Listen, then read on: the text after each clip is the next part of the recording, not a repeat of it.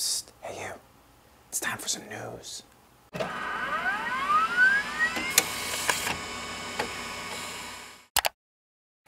Hear ye, Video Game Hub is here and ready to go.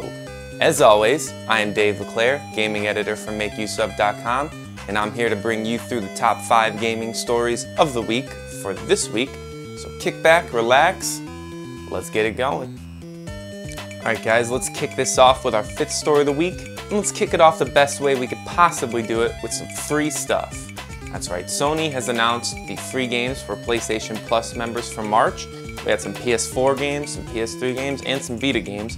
So if you're invested into the Sony platform, you're definitely going to be getting some good stuff. First, for the PlayStation 4, we have Dead Nation Apocalypse Edition, which was a game that was already released, which is now being re-released for the PS4 for free. If you have Plus, that's an awesome deal. On the PS3, we have Tomb Raider, which was the reboot of Tomb Raider. They just re-released that for the next-gen systems, called the Definitive Edition. This is the normal edition. Still an awesome game. It still looks great on the PS3. It's still a ton of fun. Definitely worth grabbing. Thomas Was Alone, which is a nice little indie game. We have Lone Survivor, which is another good game that you can get for free on the PlayStation 3. So you get 3 PlayStation 3 games. Can't complain about that. And 1 PlayStation 4 game. And then if you own the handheld PlayStation Vita, you're gonna get Unit 13, which is a shooter, and Monster Hunter Freedom Edition. So if you've always heard the hype about Monster Hunter and you've wanted to kind of get in and check it out and see what it's all about, you can actually do it right now for free. So I know I'm gonna download that because I have actually never, I'll admit, I've never played a Monster Hunter game, and I am a little curious about what the fuss about Monster Hunter is all about. But I just don't want to go out and spend money on a copy of Monster Hunter, so boom, free Monster Hunter, exactly what I needed. So if you have PlayStation Plus, make sure to turn your consoles on, go to the stores and download it. Remember, the games don't come automatically, so you do have to go ahead and download them, add them to your cart, and download them as if you're buying them. So make sure to do that during the month of March, which starts tomorrow, and then you'll have these free games. Alright, let's keep things moving with our 4th story of the week, and that is that the Xbox One is finally getting Twitch streaming. One of the features that the PlayStation 4 launched with, and one of the most notable that the Xbox One was missing, is the ability to stream your gameplay to Twitch. When is this coming? March 11th. What else is coming on March 11th? Any answers? Any ideas? Oh, that's right, Titanfall. So it makes sense, Microsoft wants to get this feature out there ready to go along with Titanfall. After all, it's going to be one of the biggest multiplayer games, well, hopefully it's going to be one of the biggest multiplayer games for them, and it's a game people are going to want to broadcast to themselves. In fact, me and James actually did a broadcast of the beta using his Roxio game capture card, so we're already doing it. We're doing it, you know everyone else is doing it because, you know, we're the trendsetters, everyone knows that. So March 11th is going to be a system update for the Xbox One that's also supposed to fix the issues with the party system, which we've talked about before. So you're going to get some Twitch, you're going to get some better party system. Sounds like the Xbox One is actually going to all of a sudden become a competent multiplayer console. Hooray! Just in time for Titanfall. That's a joke, I don't really hate the Xbox One, I think it's perfectly fine, but the party system really does kind of suck. But that's okay. So get ready for some Twitch. And we'll probably be doing some more streams. We'll let you know about that, me and James, but I assume that come March 11th, we'll be streaming some more Titanfall, so make sure to watch that, because you know you just want to see more of me, and you get to see some of James Bruce, but nobody really likes him. Alright, we're going to move on to our 3rd story of the week, and that is all about the console wars. No, I'm not talking about Sony and Microsoft. That console war is overrated. I'm talking about Sega and Nintendo. Early console wars from back in the 90s. Any gamer who grew up during this time surely remembered this battle, and you were probably on one of the sides, whether it was Sega or Nintendo. You probably had a console of preference. Well, Sony is making a movie about this time period based on a book by Blake J. Harris called Console Wars: Sega, Nintendo, and the Battle That Defined a Generation. So they're going to be bringing a film adaptation of that by Scott Rudin, Seth Rogen, and Evan Goldberg, and we're bringing it out. They haven't really announced much as far as who's going to be acting in it and what the roles are going to be, but we do know it's going to be a movie adaptation based on the battle that raged on in the 90s, maybe with some behind-the-scenes information that we don't quite know that will be pulled from that book. The author of the book, Blake J. Harris, will also serve as a co-producer on the movie, so he will be involved in the movie project as well, which I assume he can help make sure that his vision is intact in movie form.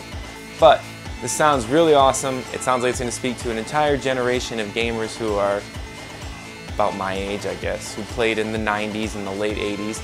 So even if you didn't play in that time and you just want to know, like, where did these console wars come from? We know about Sony and Microsoft now. Why is there always this war happening? Well, this was the war. Not the first war, because there was also like Atari and Intellivision going at it, Mattel and Atari, but those wars are not nearly as significant as the battle that raged between Sega and Nintendo. So definitely going to want to check this movie. They didn't really give a release date. A lot of information is not known, but we know it's happening and it sounds awesome, and I personally cannot wait to see this movie when it comes out. Before we move into the number 2 story of the week this week, I would like to apologize, because apparently this was Microsoft News Week, because most of the stories that are out there and the big stories of the video game world seem to focus around the Xbox One, and number 2 is no exception. The new Wolfenstein game has been announced to be 1080p on both the PlayStation 4 and the Xbox One. Now this is news that Xbox fanboys have been waiting for since the beginning, when all this resolution gate was happening, and they're like, no, we can totally do 1080p, I can feel it. Well, it turns out you can, because Wolfenstein is going to work 1080p, 60 frames a second on both consoles, so everyone who said that it couldn't do it, it's been done. Now there's no question the PlayStation 4 is still a more powerful console than the Xbox One. That's not really debatable. I mean, it just has more powerful hardware in it. But at least we know developers, if they're willing to put in the work, can exploit the power of the Xbox One and can make a game look at least close to as good as the PlayStation 4. Now when it comes out, will it still look as good in spite of being the same resolution and the same frame rate? Will there be other issues? We'll see. Will it slow down? Will it not constantly maintain that 60 frames a second? Again, these are questions that we'll have to wait and see, but at the very least, we know that the new Wolfenstein game is going to be 1080p, it's going to be 60 frames a second, and that's a good news for Microsoft, that's good news for Xbox fans, and it's just good news for gamers in general. After number 2 comes story number 1, and here we go. It's the biggest story of the week, and that is that Microsoft has already dropped the price of the Xbox One in the UK, and that it is releasing a bundle that includes a free copy of Titanfall everywhere, including in the UK. So that was selling for £429 in the UK, it's now dropped to $399, which is still more than the PlayStation 4 sells for over there, but it closes the gap a little bit. And then additionally, they're going to be releasing a bundle that comes in a special box, same exact console that you get without it, but it comes with a code to download Titanfall for free. So basically that's like a $60 price drop on the console, because if you're going to buy an Xbox One, you're probably going to be buying Titanfall anyway, especially right now. I mean, we're in Titanfall time, so if you're planning on getting one, Titanfall is probably the main reason that you wanted it. So now you can get it, you get the game for free. That's awesome. I already have an Xbox One, so I will have to go out and buy Titanfall like everybody else who didn't get one, but I assume a lot of people are still waiting, so this could be a big month for Microsoft. The month of March could be huge with Titanfall, with this bundle. It should be a big sales month for them now. If they still get outsold by Sony, I think that they really honestly have something to worry about going forward, because Sony has Infamous, and Infamous, while a pretty good game, it looks promising, does not seem to be generating nearly the hype that Titanfall is. So again, we got a £30 price drop in the UK, and free copy of Titanfall for everyone who buys an Xbox One. Now this comes out on the day of the console, so if you go out and buy one now, you're gonna have to go wait. So March 11th. If you're holding off on an Xbox One, keep holding off till March 11th so you can get your copy of Titanfall for free, because let's be honest, there really isn't much else to play on there.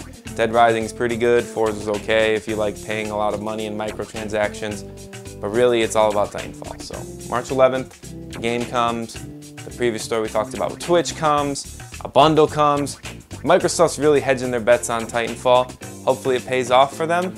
Only time will tell. Unfortunately, it is time to bring this episode of Video Game Hub to a close. I appreciate you spending some time with me talking about the top 5 gaming stories of the week, this week, and hopefully you've been here for the previous episodes, and hopefully you'll be here for future episodes. And to make sure that, why don't you go ahead and click the subscribe button right over here. This way you'll never miss another episode of Video Game Hub, as well as all the other video content that we put out at Make Use Of, such as product reviews, which we actually give away so you can win some free stuff. How-to videos, other gaming videos, all kinds of content. So click that subscribe button, stick around. Once again, this is Dave LeClaire, gaming editor for MakeUseOf.com, and we will see you next week.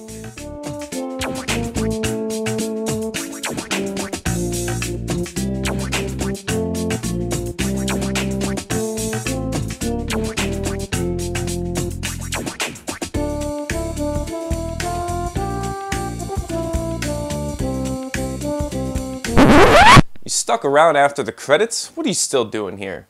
Well, as long as you're here, let me reward you. During this episode, you've heard some music from DJ Cutman. In fact, every episode you hear music from DJ Cutman.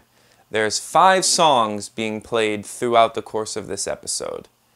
If you can name 3 of the games that those songs come from, if you can name more than that, that's a bonus. But if you can name 3 of the games that those songs come from, we'll give you a free Make Use Of t-shirt. Just respond in the comments down here or over on MakeUseOf.com on the post that goes along with this video. 3 games out of the 5 that the music's come from, you get a free t-shirt.